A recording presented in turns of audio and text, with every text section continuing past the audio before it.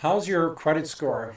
Most people these days, with inflation, with the way the economy is today, are dealing with a lot of debt, debt collectors, poor credit score,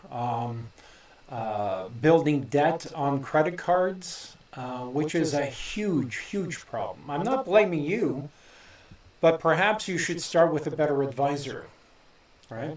Because if you're making car payments, if you have high rent, if you're not investing, then chances are you should fire your wealth advisor. If the wealth advisor is you, then you should definitely fire yourself because you're not making the right decisions. And, how can you fix the poor decisions you made a couple of years ago? Listen to this video and post a question comment below. Pay debt collectors? Do you have to pay a debt collector? Absolutely not. Should you pay a debt collector? Absolutely not. And I'm going to tell you why. You simply don't owe a third-party debt collector a dime. You don't owe it. The person or the entity that you may have owed the money to is the original creditor.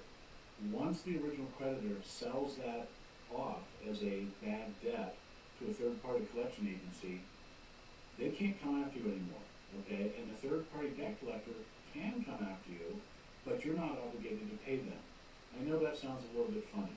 They would have to sue you in order to try to collect money from you, and they've got a long way to go to be able to do that.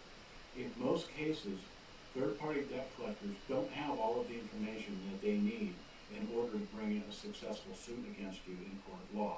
What they have in most cases is simply a spreadsheet that has your name, maybe your address, and maybe an account number on there, and that's pretty much it. If you've been served by a debt collector, that's a different story. If you've been served by a debt collector, one of the first things you need to look out for is how you were served, okay? A process server is typically a court officer, and they're sworn, they're certified, or it might be a sheriff deputy. They come to your house, and they have documents that they hand you. What they're going to hand you is they're going to hand you a summons and a complaint, and then any compelling evidence, any exhibits, or anything that they may have in order to prove their case. Can I tell you something? A lot of what I'm seeing right now is a bunch of nonsense.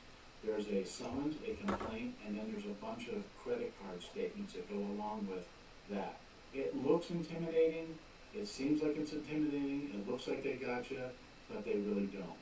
They have a long way to go before they're able to prove that not only they own the debt and have the wherewithal and the right to be able to collect on that debt and be able to successfully sue you, and they have a long way to go to prove that you even owe that debt to begin with.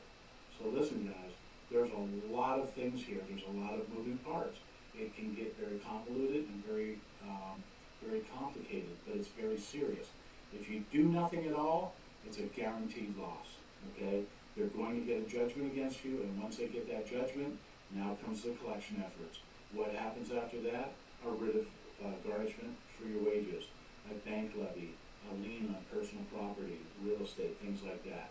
That's what you want to avoid. If you need more information, drop a comment below. There's a lot of stigma with debt collectors. Whenever you're around people, a collection agency calls you, you're immediately embarrassed. But we all make mistakes, right? We all make dumb mistakes. But it's eliminating that stigma once we talk about it to eliminate the stigma. And the collectors love that stigma because they know you're embarrassed. And they're making you want to get rid of them as quickly as possible. And they will help you set up a payment plan, anything just to get your commitment. Because until they get your commitment, they have nothing. Because again, as he said, the original person who contracted with you, he's the one that has a legitimate money to collect from you. Once he sells that debt, once he writes off that debt, the debt collector has nothing against you. As he said, it's just a number on the spreadsheet, your address, your phone number, even sometimes your employment, but nothing else, right? When they take you to court, they don't want to take you to court, and that's why they want you to settle, because they've got nothing. They can't go back to the original company that contracted with you because it would be too complicated. I'm sure they could if they wanted to, But the original company sold off the debt. They're on to new customers. They don't want to deal with that anyways. That's why they sold it, right? So forget about the stigma. Acknowledge that you made a mistake. We all make mistakes. Realize where you are, where the power is, and this applies to US and Canada as well, right? So if you have loans, outstanding loans, you've got to fix them and get them off your credit report because it's affecting your credit report, right? So post a question, comments below if you want some help or advice. We've got some great subcontractors to help you deal with this stuff.